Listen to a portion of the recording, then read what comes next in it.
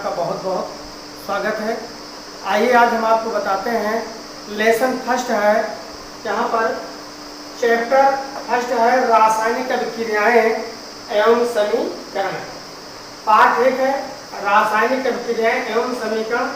Part 1 पढ़ा दिया गया।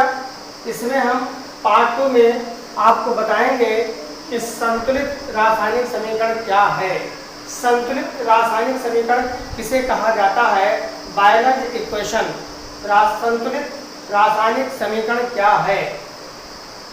तो जिस रासायनिक समीकरण में आपके पास यहाँ पर दो रासायनिक समीकरण का एग्जाम्पल लिखा हुआ है, तो जिस रासायनिक समीकरण में अभिकारक और उत्पाद तत्वों के परमाणुओं की संख्या समान रहती है तो उसे कहा जाता है संतुलित रासायनिक समीकरण। कोई भी रासायनिक समीकरण होगा और उसमें अभिकारक और उत्पाद तत्वों के परमाणुओं की संख्या अगर बराबर होगा तो ऐसे समीकरण को कहा जाता है संतुलित रासायनिक समीकरण। आइए उदाहरण के माध्यम से समझते हैं कि क्या अभिकारक और उत्पाद दोनों तरफ तत्वों के परमाणु बराबर हैं या नहीं। अगर बराबर हैं तो हमारी ये दो समीकरण जो दी हुई हैं, दो समीकरण ये संतुलित रासायनिक समीकरण के अंतर्गत आएंगे। यहाँ पर देखिए जिंक क्या है? ठोस है, यस लिखा हुआ है। सल्फ्यूरिक अम्ल H2SO4 लिक्विड है, L लिखा गया है। यहाँ पर Zn जिंक SO4 सल्फेट तो बन गया जिंक सल्फेट, ठोस है। H2 गैस है, G माने गैस, S माने ठोस। तो यहाँ पर जिंक H2SO4 और यहाँ पर बना जिंक सल्फेट और हाइड्रोजन। क्या दोनों तरफ तत्वों के परमाणु बराबर हैं या नहीं? यहाँ पर एक जिंक है, यहाँ पर एक जिंक है, यहाँ पर हाइड्रोजन 2 है, यहाँ पर हाइड्रोजन 2 है, यहाँ पर सल्फर 1 है, यहाँ पर सल्फर 1 है, यहाँ पर हाइड्रोजन 4 है, यहाँ पर हाइड्रोजन 4 है।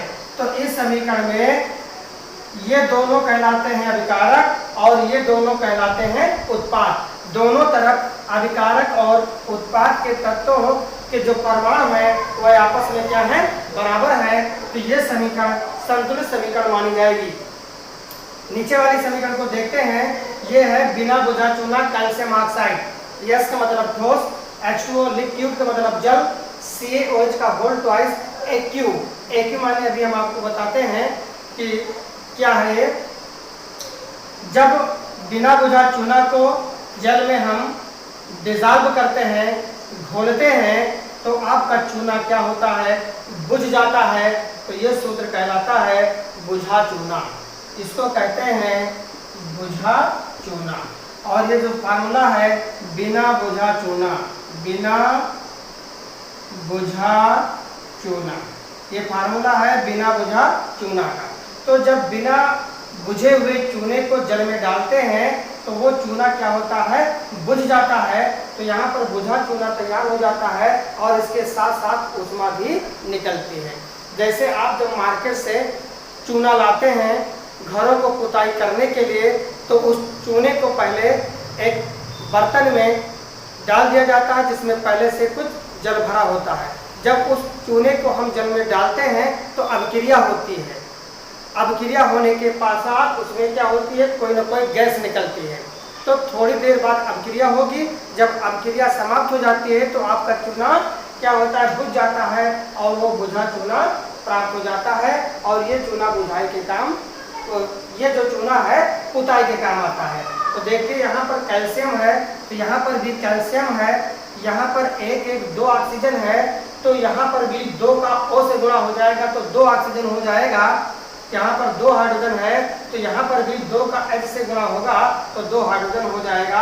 अर्थात दोनों अभिक्रियाओं में उत्पाद और अभिकारक, दोनों अभिक्रियाओं में अभिकारक और उत्पाद दोनों में तत्वों के परमाणु की संख्या क्या है?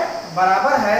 इसलिए ये दोनों समीकरण को कहा जाता है संतुलित रासायनिक समीकरण। तो परिभाषा क्या है? संतुलित रासायनिक समीकरण का, कि जिस रासायनिक समीकरण में अभिकारक तथा उत्पाद तत्वों के परमाणुओं की संख्या समान होती है तो उस समीकरण को कहा जाता है रासायनिक समीकरण, उसे कहा जाता है संतुलित रासायनिक समीकरण। यहाँ पर देखिए क्या है, अब रासायनिक अभिक्रियाओं के प्रकार, यहाँ पर देखना है कि रासायनिक अभिक्रियाओं के कितने प्रकार हैं, टाइप्स ऑफ केमिकल रिएक्शन। तो पहला है संयोजन अभिक्रिया, संयोजन, कॉम्बिनेशन रिएक्शन। संयोजन का मतलब होता है जोड़ना, जोड़कर, संयोजन जोड़कर, क्या जोड़कर, अभिकारकों को जोड़कर आपको केवल एक उत्पाद का निर्माण करना है। यहाँ पर लिखा हुआ है कि ऐसी अभिक्रिया जिसमें 2 या 2 से अधिक अभिकारक, कम से कम 2 अभिकारक का होना जरूरी है। 2 से ज़्यादा भी अभिकारक हो सकते हैं लेकिन 2 से कम नहीं होना चाहिए। तो ऐसी अभिक्रिया जिसमें 2 या 2 से अधिक अभिकारक मिलकर केवल एक उत्पाद का निर्माण करते हैं, केवल एक उत्पाद का निर्माण करते हैं, तो ऐसी अभिक्रियाओं को कहा जाता है संयोजन अभिक्रिया। तो समझ में आएगी बात ना कि संयोजन अभिक्रिया क्या है। संयोजन अभिक्रिया में 2 या 2 से अधिक अभिकारक का होना जरूरी है। जब वो 2 या 2 से अधिक अभिकारक आपस में मिलते हैं तो केवल एक उत्पाद का निर्माण करता है। तो एक उत्पाद का जब निर्माण करता है तो ऐसी अभिक्रिया को कहते हैं कॉम्बिनेशन। यहाँ पर देखिए 2 अभिकारक एक उत्पाद, 2 अभिकारक एक उत्पाद, 2 अभिकारक एक उत्पाद। अब देख लेते हैं संतुलित है या नहीं। हाइड्रोजन और ऑक्सीजन ये दोनों अभिकारक हैं, मिलकर जल का निर्माण किया है। यहाँ पर जल, हाइड्रोजन के 2 अणु हैं, यहाँ पर हाइड्रोजन के 2 अणु हैं, यहाँ पर ऑक्सीजन 1 है, यहाँ पर ऑक्सीजन 2 है, तो यहाँ पर भी ऑक्सीजन 2 होना चाहिए, इसको 2 से गुणा कर दीजिए। तो यहाँ पर 2 से गुणा करेंगे तो 2 ऑक्सीजन हो जाएगा, लेकिन 2 गुणा कितना हुआ 4, तो यहाँ पर भी हाइड्रोजन 4 होना चाहिए। ये अभिक्रिया संतुलित हो गई। नीचे भी देख लीजिए, एक कार्बन 2 ऑक्सीजन 2, ये तो संतुलित है। जब कार्बन माने होता है कोयला, अगर पूछा जाए कोयले का सूत्र बताओ, कोयला, तो सी माने होता है कार्बन माने होता है कोयला। जब कोयले को जलाते हैं वायु में तो कार्बन डाइऑक्साइड गैस निकलती है। इसी तरह कैल्शियम ऑक्साइड को जल के साथ जब अभिक्रिया कराते हैं तो कैल्शियम हाइड्रोक्साइड का निर्माण होता है। कैल्शियम ऑक्साइड को बिना बुझा चूना भी कहा जाता है और कैल्शियम हाइड्रोक्साइड को बुझा हुआ चूना कहा जाता है। एस का मतलब होता है ठोस सॉलिड, एल का मतलब होता है द्रव लिक्विड, लेकिन AQ का मतलब होता है AQUEOUS एक्वस। एक्वस माने होता है घोल। जैसे इन दोनों अभिकारकों को आपस में मिलाया तो यहाँ पर बुझा हुआ चूना हमें प्राप्त हुआ है, लेकिन एक प्रकार का घोल है कि जब किसी पदार्थ को जल में घोला जाता है तो वो पदार्थ क्या होता है, घुल जाता है, और घुलने के बाद एक घोल का निर्माण होता है, लेकिन वह घोल ठोस नहीं होता है। तो ऐसी कंडीशन को AQ माने होता है एक्वस, उसको कहा जाता है एक्वस। स्क्रीन सामने। तो नंबर 2 है वियोजन अभिक्रिया। वियोजन अभिक्रिया को कहते हैं डीकम्पोजिशन रिएक्शन। इसे अपघटन अभिक्रिया भी कहा जाता है। चाहे आप वियोजन अभिक्रिया कहिए या अपघटन अभिक्रिया कहिए, दोनों का मतलब एक ही होता है। तो वियोजन का मतलब होता है बटना, वियोजित होना। तो ऐसी अभिक्रिया, वियोजन अभिक्रिया क्या है, डीकम्पोजिशन रिएक्शन क्या है, ऐसी अभिक्रिया जिसमें कोई एक अभिकारक टूटकर 2 या 2 से अधिक उत्पादों में विभक्त हो जाता है, तो ऐसी अभिक्रिया को अपघटन अभिक्रिया या कहते हैं वियोजन अभिक्रिया। तो वियोजन अभिक्रिया क्या है, ऐसी अभिक्रिया जिसमें एक अभिकारक, 2 नहीं, एक अभिकारक टूटकर 2 या 2 से अधिक उत्पादों में विभक्त हो जाता है तो ऐसी अभिक्रियाओं को कहते हैं वियोजन अभिक्रिया या अपघटन अभिक्रिया। आइए इसको हम एग्जाम्पल के माध्यम से समझते हैं। Calcium carbonate. कैल्शियम कार्बोनेट क्या है? एक पत्थर है, चूना पत्थर है, संगमरमर का भी यही फार्मूला होता है और खड़िया चाक का भी यही फार्मूला होता है, जिसे कहते हैं कैल्शियम कार्बोनेट। कैल्शियम कार्बोनेट को इतना ताप दीजिए कि ये टूटकर कम से कम 2 या 2 से अधिक भागों में विभक्त हो जाए। तो जब कैल्शियम कार्बोनेट को ऊष्मा देते हैं तो कैल्शियम ऑक्साइड और कार्बन डाइऑक्साइड में ये विभक्त हो जाता है। CO क्या है? इसको कहते हैं बिना बुझा चूना, कैल्शियम ऑक्साइड, और ये है कार्बन डाइऑक्साइड।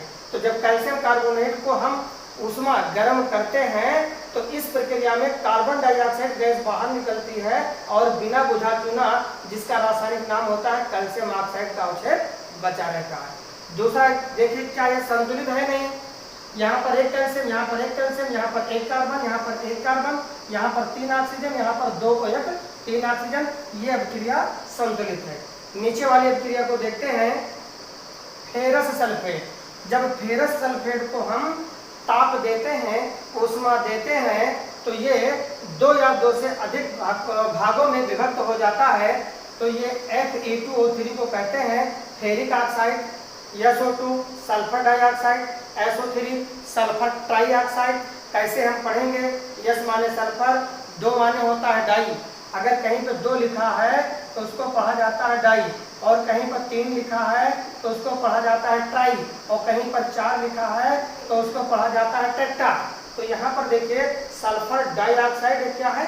गैस है। सल्फर ट्राइऑक्साइड क्या है? गैस है। तो बताइए, इन दोनों अभिक्रियाओं में एक ही अभिकारक है ना? जब एक ही अभिकारक 2 या 2 से अधिक भागों में विभक्त होता है तो ऐसी अभिक्रिया को डिकम्पोजिशन कहते हैं। और वियोजन अभिक्रिया के प्रकार हैं। तो वियोजन अभिक्रिया के जो प्रकार हैं उसको हम आपको पार्ट 3 में बताएंगे। अब इस पार्ट में नहीं बताएंगे इसका प्रकार, क्योंकि वीडियो बड़ी हो जाएगी। अगर आप अभी तक हमारा चैनल को सब्सक्राइब ना किया हो तो कर लीजिए और बेल आइकन को दबाना ना भूलें। तब तक के लिए धन्यवाद।